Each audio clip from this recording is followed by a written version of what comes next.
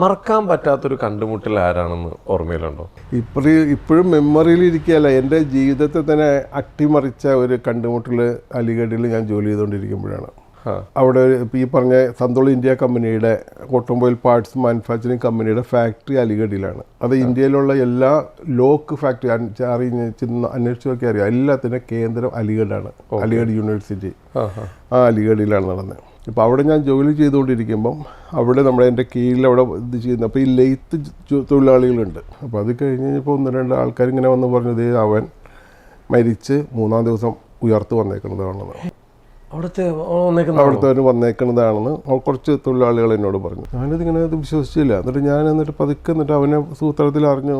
അപ്പോഴാണ് അവനെ പതുക്കെ ഓരോ കാര്യങ്ങൾ ഇതിനകത്ത് പറഞ്ഞത്. അതായത് അവനെന്ന് വെച്ച് കഴിഞ്ഞാൽ അലിഗഡിൽ കോളേജിൽ പഠിച്ചുകൊണ്ടിരിക്കുമ്പോൾ അവിടുത്തെ ഒരു പെൺകുട്ടിയായിട്ട്, വേറെ മതത്തില്ല, പെൺകുട്ടിയായിട്ട് അവൻ പ്രണയത്തിലായിരുന്നു. ഇത് ഇവളുടെ ആങ്ങളമാർ, ഇച്ചിരി പ്രമാണിമാരായിരുന്നു അവളുടെ ആങ്ങളമാർ. അപ്പോൾ അവർ കണ്ടുപിട്ടി ഇവൻ അവിടെ ചെന്ന സ്ഥലത്ത് ഇവരെ എല്ലാം കൂടെ പിടിച്ചു.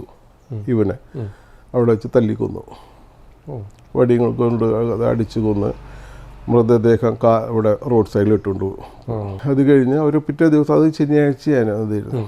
എന്നിട്ടെന്ന് വെച്ച് കഴിഞ്ഞാൽ ഞായറാഴ്ച ഹോളിഡേ ഹോസ്പിറ്റലില്ല, തിങ്കളാഴ്ച എന്നിട്ട് ഈ ഡെഡ് ബോഡി എടുത്ത് പോസ്റ്റ്മോർട്ടം ചെയ്യാനായിട്ട് എടുത്തു കഴിഞ്ഞപ്പം അതിനകത്ത് ഒരു അനക്കം കണ്ടു കയ്യിൽ.